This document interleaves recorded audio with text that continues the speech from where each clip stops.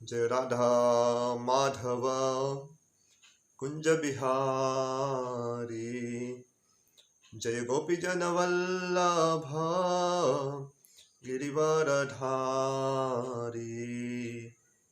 यशोदानंदन व्रज जनरंजन, यमुना तीरा वनचारी, जय राधा माधव कुंज बिहारी। ओम नमो भगवते वासुदेवाय। ओम नमो भगवते वासुदेवाय। ओम नमो भगवते वासुदेवाय।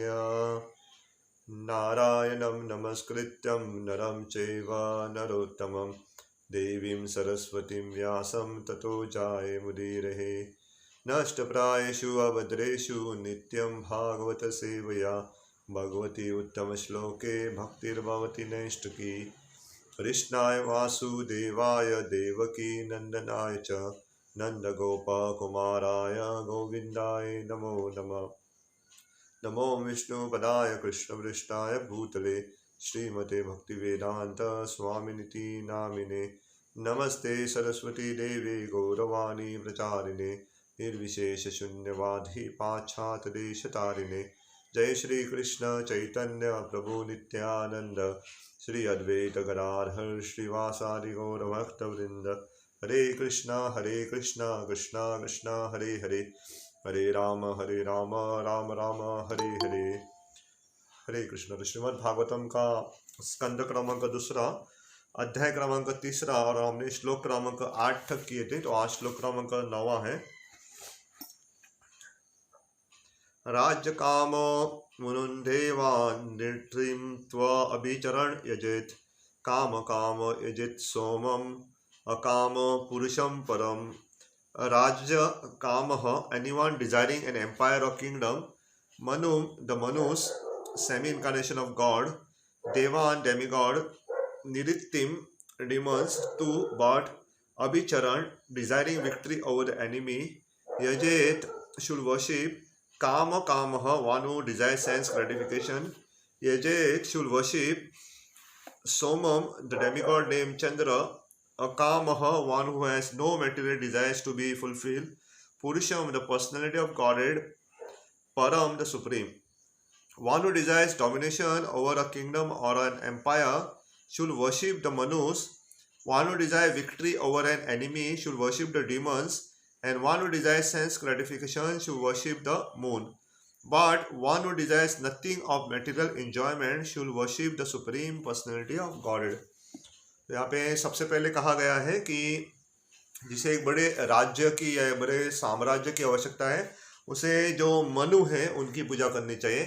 बाद में जिसे अपने दुश्मन के ऊपर विजय प्राप्त करने की इच्छा है, उसे राक्षसों की या डिमंस की पूजा करनी चाहिए। और जिसे भौतिक इंद्र तृप्ति चाहिए, उसे सोम या चंद्र भगवान की पूजा करनी चाहिए। और आखिरी में जिसे भौतिक इच्छा नहीं चाहिए, उसने पूर्ण पुरुषोत्तम भगवान कृष्ण, उनकी पूजा करनी चाहिए। तो जैसे कल ही हमने देखा कि जो हमारा चंद्रयान है वो सोम या चंद्र पे पहुंच गया है।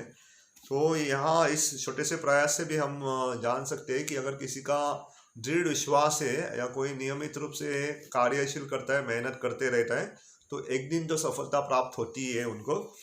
तो यहाँ पे 4 वस्तुएं बताई गई है। तो सबसे पहले अगर किसी को राज्य चाहिए तो मनु है, किसी को दुश्मनों के ऊपर विजय प्राप्त करनी चाहिए तो राक्षसों की, अगर किसी को भौतिक इंद्र तृप्ति तो चंद्र, और किसी को भौतिक इंद्र तृप्ति नहीं चाहिए तो भगवान।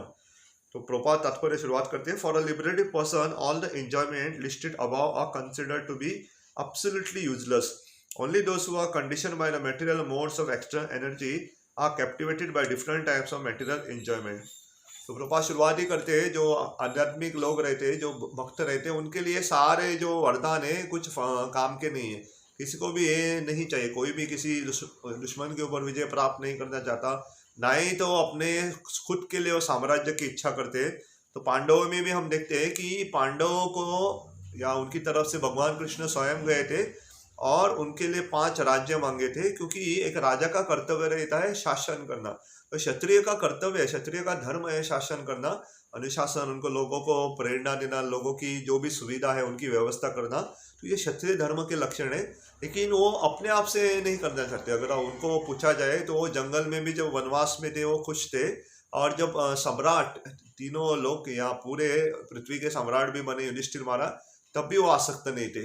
तो ये फर्क रहता है कि जो आध्यात्मिक लोग रहते हैं उनको इससे कुछ फर्क नहीं पड़ता, उनकी ऐसी आकांक्षाएं नहीं रहते। इसलिए पहले भी थोड़े हमने देखा है कि अगर किसी की सारी आकांक्षा रहती, आकांक्षा नहीं कहते, तो वो भी क्या करते, भक्ति ही करते कहते।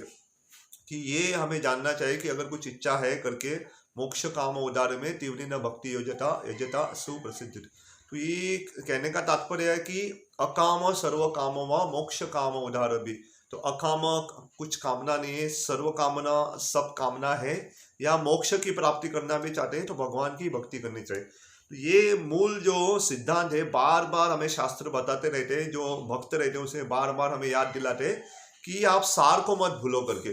तो सार जब तक आपको याद है तो बाकी की चीज चलती रहेगी, लेकिन ये सार जो भगवान की भक्ति उसे भूलना नहीं चाहिए। तो भक्त इसकी इच्छा नहीं करते। The Lord has proclaim that the many materialistic who desire material enjoyment and thus seek the favor of different demigod as above mentioned are not in control of their senses and so give themselves to nonsense। तो भगवान ने साफ साफ कहा है, ये ऐसे लोग जो देवी देवता के पास जाते हैं उनकी इंद्रिय जो है संयमित नहीं रहते, और ऐसे छोटे मोटे प्रलोभन जब आते हैं, उनको आकर्षण जब आता है वो दे देते। इसलिए कहते हैं कि भक्ति या कोई भी साधना कर रहे उसमें इंद्रिय नियंत्रण करना बहुत आवश्यकता है। इसलिए हम देखते हैं श्रीला रूप गोस्वामी पाद ने हमारे लिए 11 उपदेशों की एक पुस्तक लिखी, उन्हें कहते श्री उपदेशामृत। तो उसमें वो सबसे पहले जो शुरुआत करते हैं, वाचो वेगम मनसा क्रोध वेगम जीवा वेगम उदर उपस्थ वेगम एतान वेगान विषेत दिरा सर्व अपिमाम पृथ्वी स शिष्यत। तो ऐसे एक लक्षण जिसे पूरे पृथ्वी में अगर किसी को गुरु बनना है तो उनके क्या लक्षण होने चाहिए, वाचो बोलने का वेग, वाचो वेगम होना चाहिए, वो कुछ भी नहीं बोल सकते, उसके ऊपर वो नियंत्रण होना चाहिए। वाचो वेगम बाद में मनसा, मन के ऊपर उनको नियंत्रण होना चाहिए। मनसा क्रोध, क्रोध के ऊपर उन्हें नियंत्रण होना चाहिए। वाचो वेगम मनसा क्रोध वेगम जीवा, क्या खा रहे क्या नहीं खा रहे, जीवा के ऊपर नियंत्रण होना चाहिए। उदर पेट, पेट के ऊपर उसे नियंत्रण होना चाहिए। उदर और उपस्थ हमारी जननेंद्रिय के ऊपर भी नियंत्रण होना चाहिए। तो ये 6 प्रकार के जो अर्ज रहते हैं या वो जो वेग रहते हैं उनके ऊपर जब हम नियंत्रण कहते हैं तो ऐसे व्यक्ति पूरे पृथ्वी में शिष्य बनाने के लिए योग्य है। तो सबसे पहला गुण एक आध्यात्मिकवादी है, जो भी हम भक्ति पालन करते हैं उसमें क्या रहता है, हमें नियंत्रण होना चाहिए।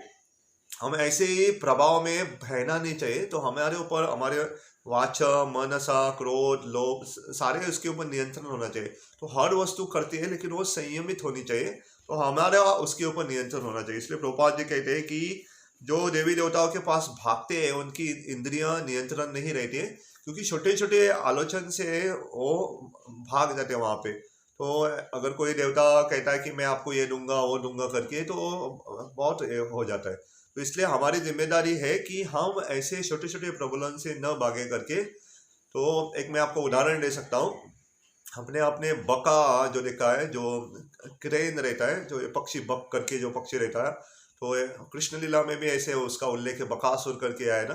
तो ये जो बक नामक का पक्षी रहता है तो क्या करता है, एक पाँव पे खड़ा रहता है पानी में, खास करके खेतों इतिया में, और वहां पे देखता रहता है, बहुत सारी मछली आती है, छोटी छोटी मछली आते हैं। तो ये बका उस छोटी मछलियों को खाता नहीं, क्योंकि वो रुका रहता है कि कब बड़ी मछली आएगा।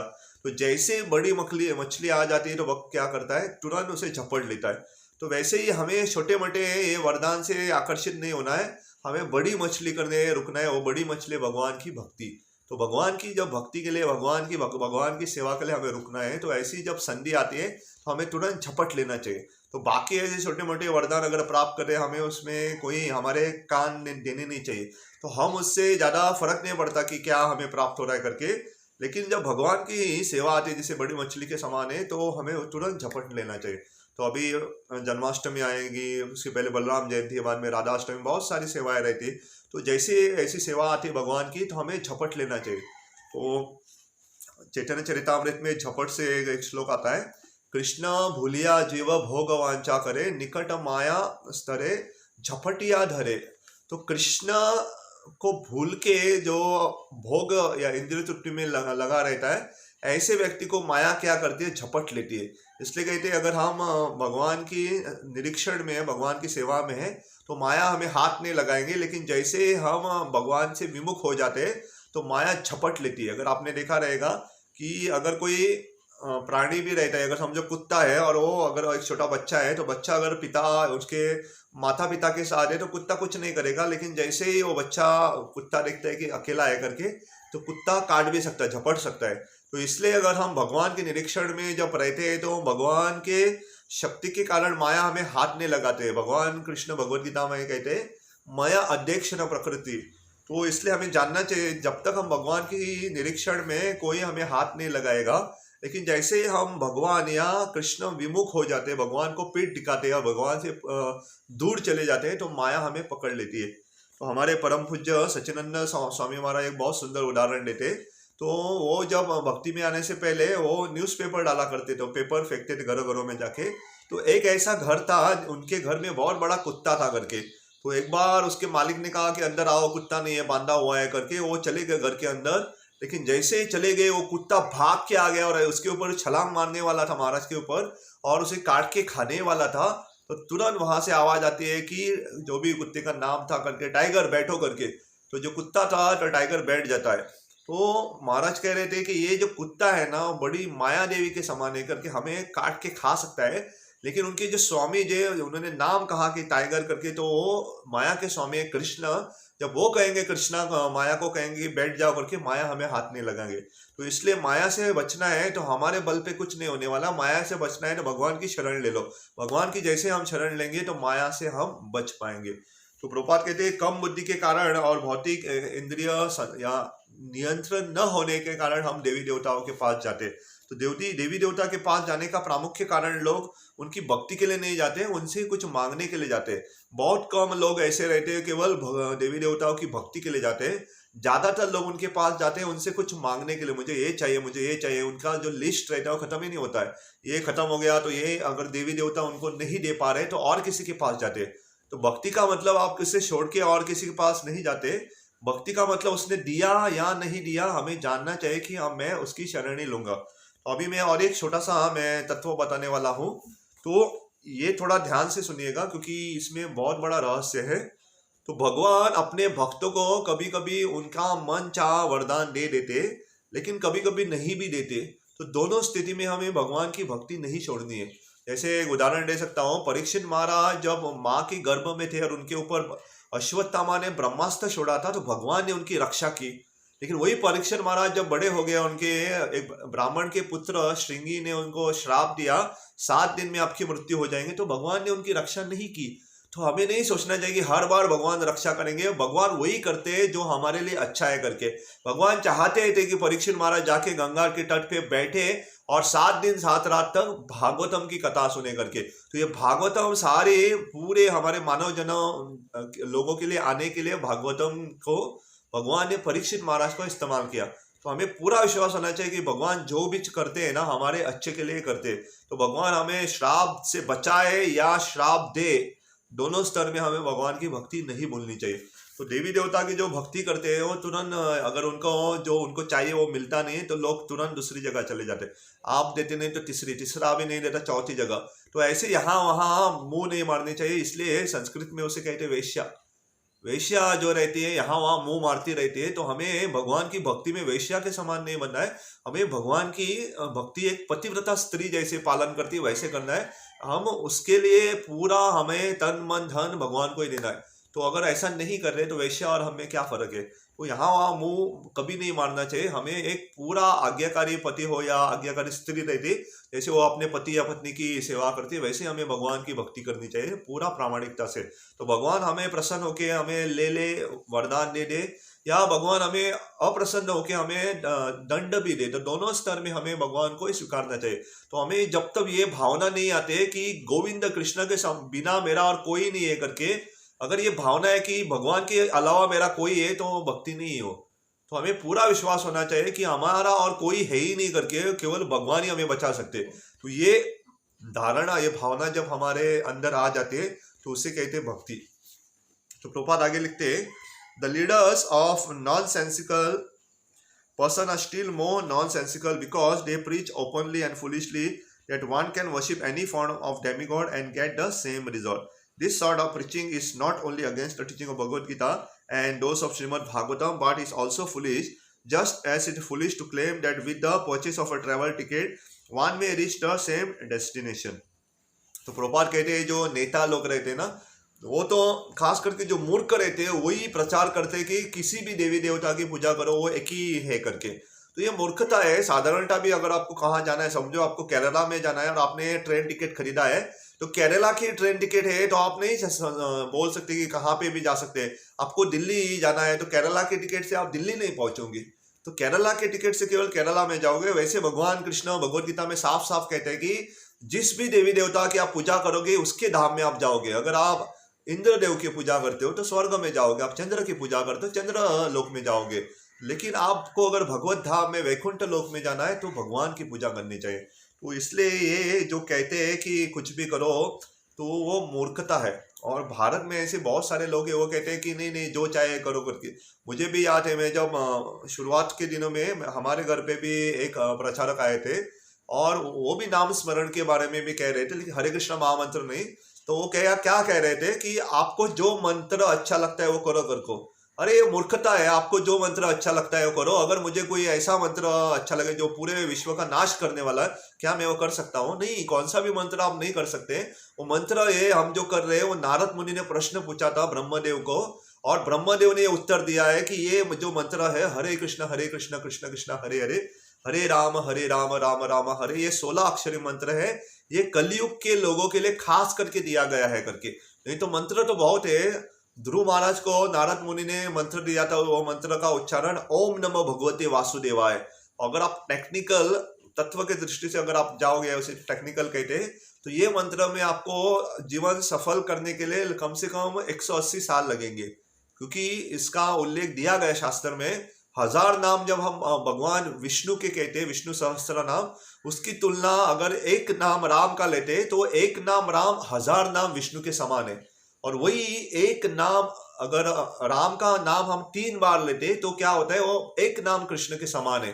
तो अगर आप देखोगे एक बार कृष्ण का नाम लेते हो तो 3000 विष्णु के नाम के समान है करके। तो आप सोच सके, ऐसे कैलकुलेशन करके देखोगे आप तकनीकी रूप से, तो एक व्यक्ति को ओम नमो भगवते वासुदेवाय में आपको सफलता प्राप्त करने के लिए 180 साल तो जीना पड़ेगा।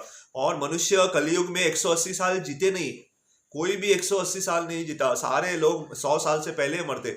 इसलिए जो हरे कृष्ण महामंत्र दिया गया उसमें कृष्ण है, राम है, तो एक कृष्ण 3000 भगवान विष्णु के नाम के समान है, एक राम 1000 विष्णु के नाम के समान है। इसलिए हमें ये जो सिद्धि या जो भक्ति की प्राप्ति बहुत तेजी के साथ मिल सकती है। इसलिए इस मंत्र को महामंत्र कहा गया है। ये सारे मंत्र उसके अंदर है।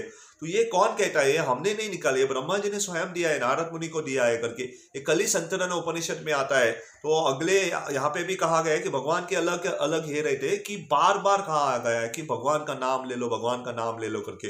तो ये हमें जानना चाहिए कि भगवान का नाम, भगवान का मंत्र कौन सा भी नहीं ले सकते, उसकी एक विधि रहती है, प्रक्रिया रहती है। तो हर एक युग में अलग अलग मंत्र रहते हैं। तो कलयुग में हरे कृष्ण महामंत्र दिया गया है। तो प्रभुपाद आगे लिखते हैं कि ये जो मूर्ख है वो तो उसका पालन करेंगे नहीं, खुद तो डूब जाएंगे, लोगों को भी डुबाएंगे। तो Shri it is clearly defined herein that a person impregnated with the different desires have different modes of worship, but one who has no desire for material enjoyment should worship the Supreme Lord Shri Krishna, the personality of Godhead, and this worshipping process is called devotional service. आगे प्रभुपाद जी लिखते हैं कि अलग अलग प्रकार की जो पूजाएं रहती है, तो ये पूजा क्यों करते हैं? भौतिक इच्छा रहती है, इसलिए पूजा करते हैं। अभी भी आप पूछो लोग घर में, अभी श्रावण चल रहा है तो श्रावण महीने बहुत सारी पूजाएं करते हैं। क्यों करते हैं? भक्ति के लिए करते हैं। क्या बहुत लोग कम रहते हैं जो भक्ति के लिए करते हैं। तो हम सोमवार मनाते हैं, मंगलवार, ये बहुत सारे अलग अलग, रविवार मनाते हैं, कोई शुक्रवार करता है। तो ये व्रत क्यों रखते हैं? क्योंकि उनकी कोई आकांक्षा रहती है, कुछ तो चाहिए रहता है। तो कोई भी भक्ति या उनको भगवान को प्रसन्न करने के लिए ऐसा व्रत नहीं करता। तो भगवान को प्रसन्न करने के लिए व्रत करने चाहिए, ना कि कुछ भौतिक इच्छा। तो अगर किसी की भौतिक इच्छा है तो ये अलग अलग देवी देवता का उल्लेख किया गया है, लेकिन किसी की कोई भौतिक इच्छा नहीं तो वो किसे पूजा करते, भगवान विष्णु की पूजा करते। और प्रभुपाद आगे जी लिखते हैं कि for fulfilment of desires one may worship the Supreme Lord, but the result of such worship is different as will be explained in the next verse. Generally, the Lord does not fulfill anyone's material desire for sense enjoyment, but He awards such benediction to worshipping of the Lord, for they ultimately come to the point of not desiring material enjoyment. तो भगवान खास करके देखते हैं कि भगवान भौतिक इच्छाएं पूरी नहीं करते। तो हमें जानना चाहिए कि भगवान विष्णु, भगवान कृष्ण और बाकी देवी देवताओं में क्या फर्क है करके। तो अगर एक छोटा बच्चा जिसके दांत पहले से गिरे हुए हैं और सड़े हुए हैं, वो एक दुकानदार के पास जाता है और कहता है मुझे चॉकलेट चाहिए करके, दुकानदार पैसा लेता है, उससे चॉकलेट दे देता है, उसे पड़ा नहीं, उसके दांत छड़े, उसके दांत गिरे या पूरे दांत गिर जाए, उससे कुछ लेना देना नहीं। लेकिन वही बच्चा अगर उसके माता पिता के पास जाता है तो माता पिता उसे पैसा नहीं देंगे, क्योंकि उसे मालूम है पहले से दांत गिरे हुए सड़े हुए, तो और खाएगा चॉकलेट तो क्या होगा, तो जो थोड़े दांत बचे वो भी टूट के गिर जाएंगे। तो हमारी माता पिता भगवान के समान है, वो जानते हैं हमारे लिए क्या अच्छा है करके। और जो दुकानदार है वो देवी देवताओं के समान है, वो देखेंगे नहीं क्या हमारे लिए अच्छा है, नहीं हम मांग रहे तो दे देंगे। तो अगर लेकिन भगवान देखते हैं क्या हमारी भक्ति के लिए अच्छा है तो दे देंगे, अगर अच्छा नहीं है तो भगवान नहीं देते। तो भगवान एक आदर्श माता पिता के समान हमारे साथ प्रेम करते। तो वैसे ही और आखिरी में प्रभुपाद जी लिखते हैं, the conclusion is that one must minimize the desire for material enjoyment, and for this one should worship the Supreme Personality of God, one who is described here as param और beyond anything material. Sripad Shankaracharya has also studied Narayana Paro Vyakhya, the Supreme Lord is beyond the material and संकल्पमेंट। तो श्रीपाद शंकराचार्य, आदि शंकराचार्य भी उसका उल्लेख करते हैं, नारायण परो व्याख्या। तो ये सारे हमें क्या करना है, नारायणों की या भगवान नारायण की पूजा करनी चाहिए। तो हमारी मंत्र हो या हमारी तपस्या, हमारा दान, हमारी कुछ भी हम साधना भी करते हैं, हमें नारायण या भगवान को संतुष्ट करने के लिए करना चाहिए। हमारे आचार्य और एक कहते हैं कि दो चीजें हमें जीवन में पालन करनी चाहिए। तो ये दो चीजें लगती है अलग अलग करके या लगती थोड़ा समान समान करके लेकिन दोनों करना चाहिए। तो एक तो हमेशा भगवान को याद करो, और दूसरा हमेशा भगवान या कभी भी भगवान को मत भूलो। इंग्लिश में always remember Krishna, never forget Krishna. तो हमें भगवान को हमेशा याद करना चाहिए और हमारी जीवन शैली ऐसे बननी चाहिए कि हमें भगवान को कभी भूलना भी नहीं चाहिए।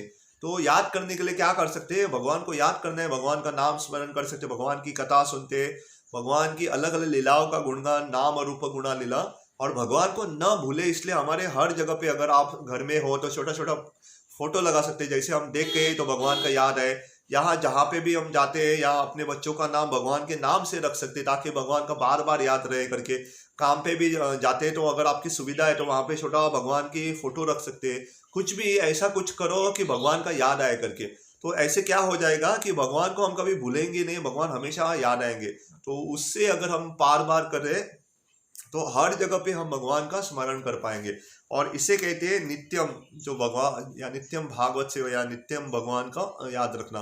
तो भगवान की जो याद है, भगवान का जो स्मरण है, ये चलता रहना चाहिए। तो बहुत बार लोग, हम जब प्रचार करने जाते हैं, लोग बोलते हैं कि हमारे मन में क्या है, भगवान का नाम स्मरण चलता रहता है करके। लेकिन सही में देखा जाए तो हमें उनको जज नहीं करना चाहिए, उनको अपने आप से पूछना चाहिए कि मैं सही में 24 घंटा भगवान का नाम लेता हूँ। अगर वो निरीक्षण करेंगे तो पाएंगे कि नहीं, वो झूठ बोल रहे। 24 घंटा भगवान का नाम लेना इतना आसान नहीं। बड़े बड़े आचार्यों ने हमें उन्होंने सिखाया कि इसके 24 घंटा या आपको सततम भगवान का नाम लेना, उसके लिए एक गुणों की आवश्यकता रहती है। और चैतन्य महाप्रभु ने उसका उल्लेख किया है। तो ये अगर ध्यान से सुनना चाहिए, अगर किसी को 24 घंटा नाम करना है या कीर्तन या सदा हरि, तो उसके लिए क्या गुण होने चाहिए। तो जब तक ये गुण हमारे अंदर नहीं होते तब तक कोई भी व्यक्ति ये 24 घंटा भगवान का नाम नहीं कर सकता। और अगर वो कह रहा है वो झूठ बोल रहा है। तो बहुत लोग कहते हैं कि मैं 24 घंटा भगवान का नाम लेता हूँ, लेकिन उसके लिए एक गुणों की आवश्यकता है। वो क्या, तृणादपि सुनिचे न तरोरेव सहिष्णुना अमाने न मानने न कीर्तनीय सदा हरि। तो तृण के समान एक छोटा घास का तिनका रहता है, उसके समान हमें क्या होना चाहिए, नम्र होना चाहिए। बाद में सहनशील, हमें पेड़ के समान सहनशील होना चाहिए। और तीसरा, हमें सबको मान देना चाहिए और स्वयं के लिए मान की अपेक्षा नहीं करनी चाहिए। तो ऐसा अगर ये 3 गुणों का पालन करते तो हम कीर्तनीय सदा हरि कर सकते। तो जब तक ये 3 गुणों का पालन नहीं होता, तो अगर हम कह रहे कि हम कीर्तन सदा हरि करें, झूठ है। क्योंकि जो व्यक्ति सहनशील नहीं होता, जो व्यक्ति नम्र नहीं होता है और जो व्यक्ति दूसरों को मान नहीं देता, ऐसा व्यक्ति के मुंह से भगवान का नाम नहीं आएगा। क्योंकि ये हमने नहीं कहा, स्वयं चैतन्य महाप्रभु ने कहा, जो भी ये 3 गुणों का पालन करेगा, और आप देखोगे जिसके मुख से हमेशा भगवान का नाम आता है, ये 3 गुण उसमें आप देखोगे, उसके ऊपर आप कोई भी संकट आए, वो तृण से ज्यादा सहनशील रहेगा, वो बहुत नम्र रहेगा, वो कभी भी किसी का अनादर नहीं करेगा, दूसरों को मान सम्मान देगा करके। तो ये गुण हमें देखने चाहिए। तो कल मैं सुबह सुबह एक गुण के बारे में, ये इसमें नहीं आता, लेकिन ये गुण भी भक्त में होना चाहिए, और ये गुण आप अपने अंदर थोड़ा देख ले सकते हैं, और इससे क्या पता चलेगा कि क्या हमारी भक्ति में प्रगति हो रही है नहीं, ये गुण से पता चलती। और वो है निर्मत्सरम। तो अगर किसी भक्त को बहुत कृपा प्राप्त हो रही है, गुरु ने उसे बहुत कृपा दी, या भगवान की उनको विशेष कृपा प्राप्त हुई, तो ये देखने से अगर हमें अंदर जलन हो रही है ना, तो हमें ईर्ष्या हो रही है, तो हमें जानना चाहिए कि दिल्ली बहुत दूर है करके, या भक्ति बहुत दूर है करके। क्योंकि जो सही भक्त रहते हैं उनको ईर्ष्या नहीं होते, बहुत प्रसन्न होते।